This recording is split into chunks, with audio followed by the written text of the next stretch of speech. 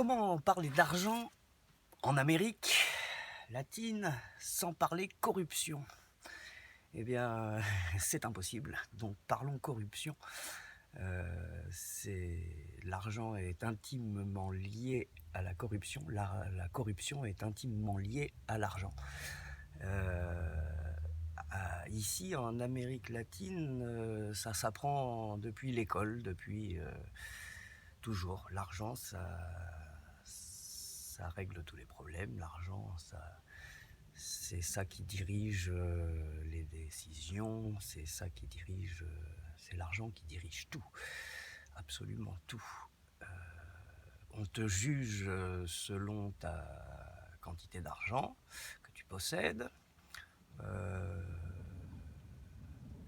et ma foi, tu es très déprécié quand tu n'as pas d'argent. Donc voilà, on a la corruption mise en avant dans un pays où l'argent est quand même la base du pays, qui s'appelle l'Argentine. Donc on est en plein dedans. On comprend donc mieux pourquoi un grand banquier mondial est propriétaire du pays. D'ailleurs, les terres ici sont toutes partagées, appartiennent toutes à quelqu'un. La terre est totalement achetée, totalement monétisée.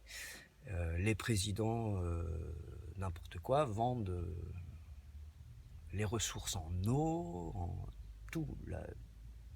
Il n'y a rien qui soit naturel et protégé. Tout est vendu. L'Argentine est vendue. C'est une grande ressource d'argent. Vu que c'est tout un problème, vu que c'est toute une histoire d'argent. Les touristes ici, il faut qu'ils crachent. Hein. Un touriste, il faut que ça crache. Donc, il n'y a qu'à voir les parcs nationaux qui ont des tarifs pour les gens qui sont du coin, pour les gens qui sont du bled, qui payent presque rien. Après, il y a les gens de Buenos Aires quand même. Les gens de Buenos Aires, c'est les riches, donc ils payent plus cher.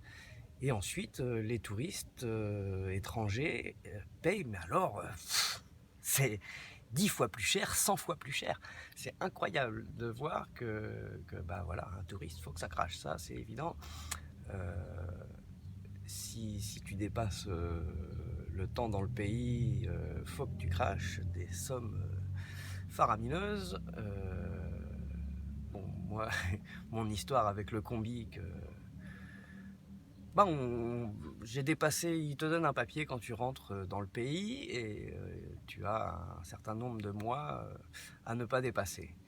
Moi, il se trouve que j'étais en train de refaire le moteur, donc je ne pouvais pas déplacer le combi. Je suis allé voir les douanes, et les douanes m'ont dit ah non, tu peux rien faire. De toute façon, je pouvais rien faire parce que j'avais pas de moteur dans mon combi. Mais ce qu'ils m'ont pas dit, c'est que je pouvais rien faire, mais qu'il allait falloir payer.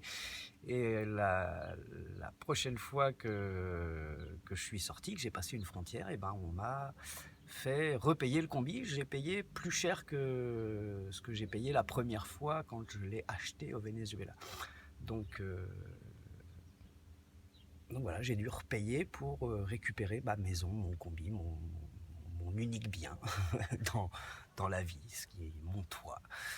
Et sans aucune importance, ils nous ont fait passer une semaine dans la rue avec mon fils, sans aucune ressource, parce que j'ai payé le premier jour qu'ils m'ont indiqué le tarif, j'ai payé pour récupérer mon combi, et après on a encore passé 5 jours de plus à la rue, sans manger, avec mon petit bout de 3 ans et demi, 4 ans. Donc l'argent passe au-dessus de tout, au-dessus de la vie, quoi. Donc voilà, comment fonctionne le pays de l'argent, l'Argentine. Voilà, j'ai envie de me barrer. Vous comprenez pourquoi j'ai envie de me barrer?